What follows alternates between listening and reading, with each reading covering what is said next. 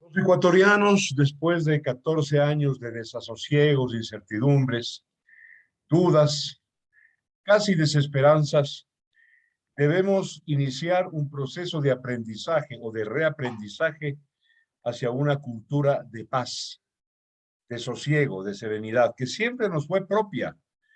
Por eso es que nosotros vemos con muy buenos ojos el membrete, ¿no es cierto?, el logotipo de carácter, caramba, llamarlo político, ¿no?, del presidente de la República, la hora del encuentro o del reencuentro.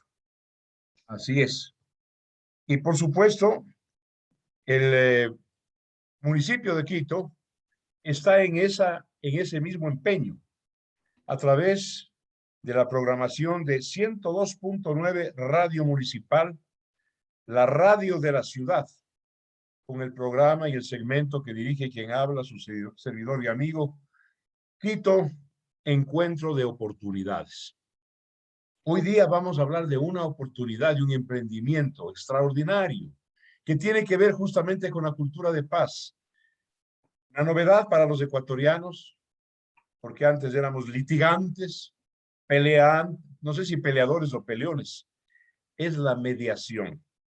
Y a continuación, inicio un conversatorio con la doctora, PhD, summa cum laude, en Derecho Privado, Derecho Civil y Derecho de Familia, Johanna Ponce Albuquerque. Lindo apellido este Albuquerque, es la capital de Nuevo México. Bueno, Johanna, ¿cómo estás? Te saluda Marcelo, ¿cómo te va?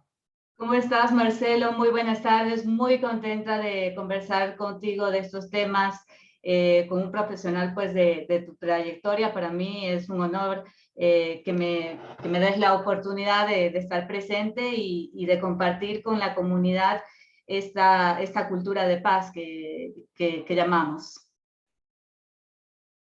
Exactamente. Y en eso está lo que conocemos hoy como, o antes conocíamos como un amigable arreglo entre partes en conflicto. Y el tema se llama mediación, la mediación. Vamos a hablar de esto porque es Johanna Ponce Albuquerque, una de tus especialidades. Dime una cosa, ¿es tan compleja jurídicamente, legalmente, normativamente, psicológicamente la mediación para que sea hoy motivo de los varios pensum de universidades?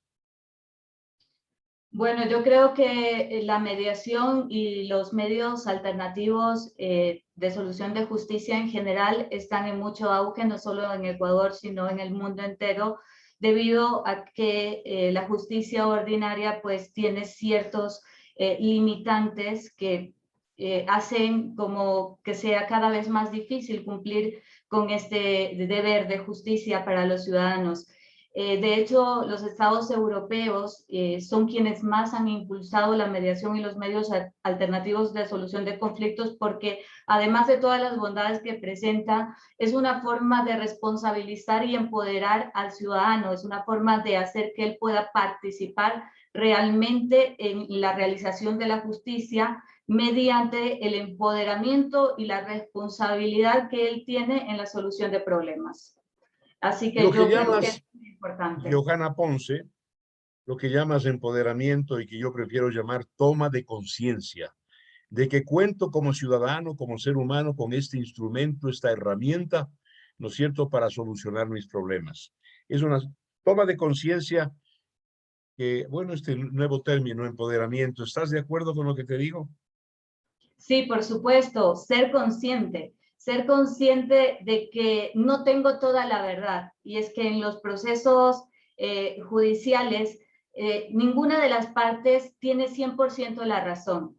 Y lamentablemente, mientras más vas repitiendo y repitiéndote la historia y quienes van asegurándote que esa historia es verdadera y que van buscando pruebas o forzando pruebas para que sea de esa manera, la verdad se va distorsionando. Entonces, ya ni siquiera eres consciente del problema inicial, porque pues has repetido tantas cosas que de alguna manera crees y te creíste ciertas cosas de alguna manera te posicionan en el conflicto y no te dejan avanzar a una solución. De alguna manera no eres consciente de tu responsabilidad y de la verdad que originó el conflicto entre las dos personas. Claro, generalmente, aquí te voy a plantear dos temas, Johanna Ponce, doctora, y antes de entrar en el mecanismo propiamente dicho de lo que es una mediación, cuando se convierte en vinculante, en obligatoria para las partes, en fin. Eh, los europeos tienen sistemas judiciales hoy de la Unión Europea y tienen sistemas judiciales nacionales también vigentes que todavía manejan su soberanía jurídica y son generalmente confiables porque ahí en esos sistemas en la Unión Europea no ha cundido todavía la corrupción, como se dice que ha cundido y se ha extendido en el aparato jurisdiccional ecuatoriano. Eso hace doblemente importante que tomemos conciencia y nos empoderemos de la mediación. Te consulto si esto es así, Johanna. Claro que sí, no solo la corrupción, el rezago, la parcialidad, la incapacidad de probar la verdad, son males que afectan a la justicia ordinaria.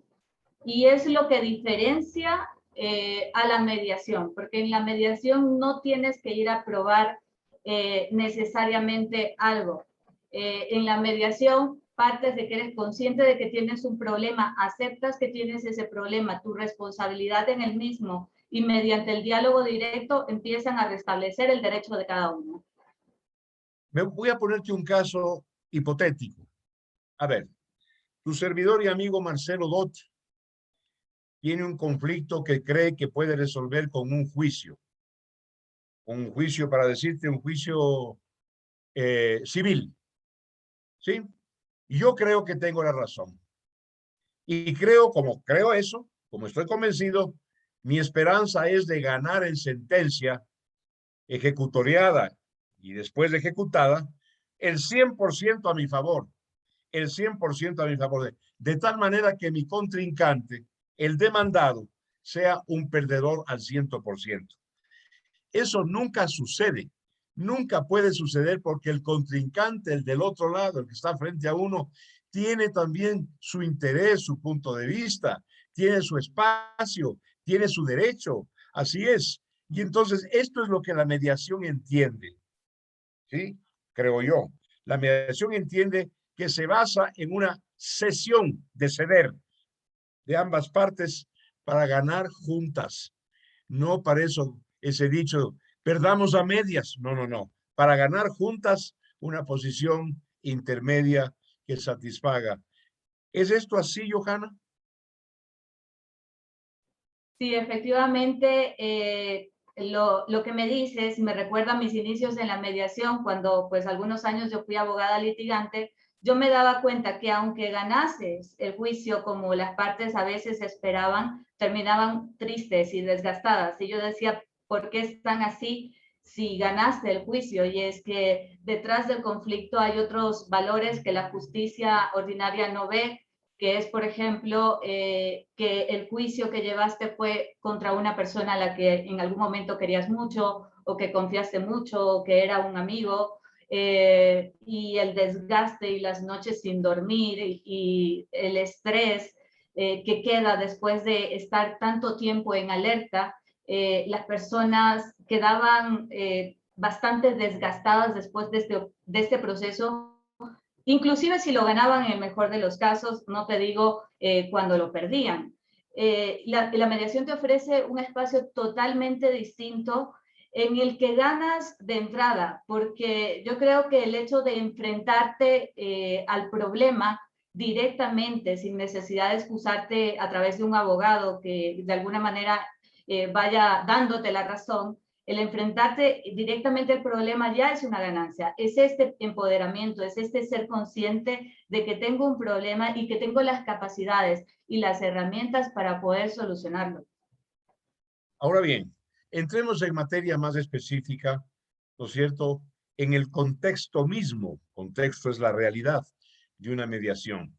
¿Qué requisitos exige una mediación exitosa? ¿Qué, qué requisitos, qué condiciones previas exige a las partes en conflicto? Empecemos por eso. Yo creo que el primer requisito para asegurar que vamos por buen camino, es decir, que vamos a lograr o que tenemos muchas posibilidades de lograr un acuerdo, es que las partes se presenten a la mediación. En la mediación generalmente hay uno que solicita y que invita a la otra parte a conversar, a este proceso de mediación. Si la otra parte acepta y los dos se sientan en la mesa, ya eso es como un 70% ya del acuerdo, porque es esa responsabilidad, esa conciencia de que estoy aquí y voy a hacer frente a ese problema. Entonces, el primer requisito, Johanna Ponce Albuquerque, primer requisito, la voluntad de las partes, pero no solamente una voluntad de mediar, de conversar, de acercar posiciones encontradas, sino de aceptar el resultado de la mediación. Vamos con algún otro requisito o condición que se exija, Johanna. Exacto, este principio de la voluntad, que de hecho es uno de los principios fundamentales de la mediación, lo vamos a ver a lo largo del proceso, no solo desde el momento que alguien acepta sentarse frente al otro, sino en el momento de ya hacerse las concesiones, a aceptar ciertas cosas, vamos a ver ahí la voluntad de hacer ciertos actos, ¿no? Es decir, creando juntos una solución al problema, y ahí la autonomía de la voluntad tiene que ver durante todo el proceso, hasta el final. Incluso después de firmar el acta, la voluntad se puede ver en el cumplimiento del acuerdo. Por ejemplo, me comprometí a pagarte una deuda en cuotas y cada mes voy cumpliendo esas cuotas y puedes ver la voluntad de cumplir ese acuerdo que tú mismo lo hiciste. Así que ese es uno de los requisitos esenciales. Segundo, la mediación se diferencia del proceso tradicional porque el mediador no decide. El mediador es un tercero neutral que escucha a las partes.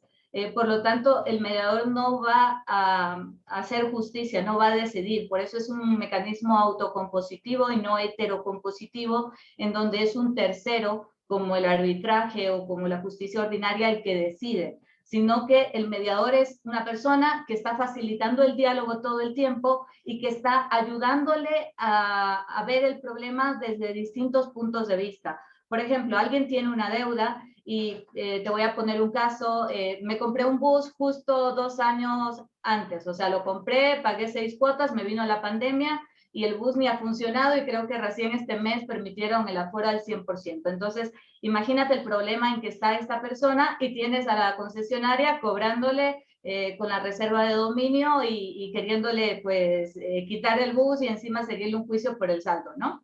Entonces, ahí Sí, en ese Johanna, sigue. problema seguimos. Intervenimos ya contra las dos partes. ¿Qué le interesa a la concesionaria? Que le paguen. ¿Qué le interesa a la persona? Y ahí es cuando le preguntas realmente qué le interesa. Entonces dicen, mira, ¿cómo te ha ido con el bus realmente? ¿Cuánta plata ganas al mes? ¿Cuánto te gastas en el mantenimiento? ¿De cuánto es la cuota? ¿Tienes otras deudas? ¿Tienes otro ingreso? ¿Tienes otro negocio? Entonces, claro, te va dando esa información y, por ejemplo, te puede decir, sí, es que aparte del bus, tengo un negocio de exportación de rosas. Y entonces, muy bien, pues si viene San Valentín, creo que va a ser una buena época para ti. ¿Qué te parece? Entonces, claro, eso son las esperanzas que tengo. Y bueno, y cuando ganes ese dinero extra, piensa, ¿qué vas a hacer? Porque tienes algunas deudas. Dime Entonces, una cosa, ajá. Johanna Ponce, ¿te ha tocado casos, a los mediadores les pueden tocar casos en que, porque es una negociación siempre, ¿no? La mediación es fundamentalmente una negociación, en que este acercamiento de puntos de vista, ¿te ha tocado casos en que se vuelve beligerante? ¿Cuál debe ser la conducta del mediador cuando se pasa la línea roja, que yo le llamo?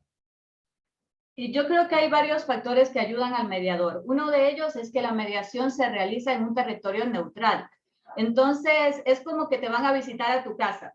Entonces, cuando nosotros recibimos visitas en casa, te das cuenta que las personas se comportan diferente. Los niños se arreglan, ya no están sucios, arreglas por ahí limpias. Y entonces, si igualmente la persona que va a visitar se comporta de una manera diferente porque no es su casa. Este es el territorio primero, que sería el centro de mediación. El hecho de que las partes vengan al centro de mediación, que es un territorio neutral, ya le da al dueño de casa, en este caso que sería el mediador, ponerse ciertas reglas. Y ciertas reglas, por ejemplo, está la no violencia, está el respetar los tiempos, cada uno habla y no interrumpir, está decirles que está prohibido las amenazas, reírse, burlarse, la violencia ya sea corporal, no corporal, para lenguaje, incluso les damos ejemplos de lo que podría ser ese tipo de violencia, porque a veces las personas no son conscientes de lo que es una risa irónica en medio de la mediación, o que puedan torcer los ojos, o que te crucen los brazos, o que miren a otro lado, o que empiecen a mirar el celular mientras el otro habla. Todo esto se lo explica y te ayuda a poner orden. Es verdad que algunas veces hay gente que es demasiado violenta y que este espacio no le va. Y está bien, porque la mediación no es para todo el mundo. Entonces, ellos tienen los tribunales, que es un espacio donde pues tampoco puedes hacer lo que te da la gana, pero es un espacio para pelear. Muy bien, Johanna. Me alegro oírte. Te he pedido que nos cuentes someramente sobre las condiciones para una mediación con éxito y ahora te voy a preguntar sobre las condiciones que debe tener un mediador, condiciones psicológicas, de personalidad y condiciones también profesionales, porque tengo entendido que el mediador tiene que compenetrar, ¿no es cierto? ¿Cuál es las partes o los elementos que hacen conflicto? Descríbeme, es buena la pregunta que te hago, las condiciones de un buen mediador. Por supuesto. Yo creo que el mediador nace, pero también se hace. El mediador tiene un carácter y una personalidad siempre conciliadora, pero eso no significa que sea una persona que sea muy noble, muy bondadosa. Busca la conciliación, pero también tiene la firmeza necesaria de dar confianza a las partes cuando habla. Tiene esa seguridad que necesita transmitir, así que no se puede confundir con debilidad. Es una persona que le gusta escuchar, que sabe escuchar más allá de las palabras, sabe escuchar los 5 sentidos de las personas. Es una persona que es muy empática, que además sabe sentir, es decir, que a la escucha le pone corazón. Entonces, que sabe ver qué hay detrás de esas palabras, a veces que van disfrazadas en forma de ira o violencia, porque puede descubrir qué hay detrás de eso, porque lo puede sentir además. Y es una persona muy creativa, es una persona que siempre está actualizada, que siempre está haciendo preguntas y con base en las preguntas visualiza muchos escenarios y les propone a las partes, ¿no? Esas Bueno, yo creo que Johanna, serían las características. tengo 2 minutos para 2 preguntas en una sola, en una sola. ¿Cuándo la mediación se vuelve vinculante? Y la segunda subpregunta, ¿cuándo una mediación no cumplida puede volver a convertirse en litigio judicial? Bueno, la mediación tiene 2 características, el acta de mediación, no la mediación, porque una cosa es el proceso, otra cosa es el acta. Pero una vez que has llegado a un acuerdo, ese acuerdo tiene la validez de una sentencia ejecutoriada y de cosa juzgada, y una sentencia ejecutoriada en última instancia. Quiere decir que se cumple como si hubieses litigado las 2 instancias más casación en la corte y tuvieras una sentencia después de 3 años y tiene que cumplirse mediante la vía del apremio. Ese es el efecto que tiene la mediación y que no lo tienen los países europeos o muchos de los países europeos, por ejemplo, y que lo tiene Ecuador, porque eso le da eficacia al acuerdo. Sabes que no es simplemente una conversación bonita, sino que es algo que se cumple como una sentencia. Correctamente, Johanna. Tenemos 30 segundos para última pregunta. Claro. ¿Se puede volver una mediación elevada en acta, cosa juzgada, vinculante? ¿Puede tornarse en algún momento en algo incumplido y que vuelva a litigio? Precisamente el carácter de cosa juzgada quiere decir que ya no se puede volver a litigar sobre el mismo asunto con los mismos sujetos. Entonces, quiere decir que ya no podrías plantear sobre ese asunto las mismas personas un juicio. Simplemente es un acuerdo definitivo por eso. Que se podría pedir nulidad de un acta de mediación únicamente por los vicios del consentimiento, que sería que firmaste un acta por error, fuerza o dolo. Básicamente eso. Muchas gracias, Johanna, doctora Johanna Ponce Albuquerque. Ese lindo apellido Albuquerque te viene de madre extranjera porque es la capital de Nuevo México. Pues sí, la verdad, Ponce y Alburquerque, además los dos en España es de virreyes, así que yo soy una persona muy importante en España. Gracias, Johanna, te doy un abrazo y adelante, estamos a tus órdenes. Somos Quito, Encuentro de Oportunidades, en 102.9 Radio Municipal, la radio de la ciudad. Un abrazo, Johanna, y nos veremos pronto. Gracias. Chao.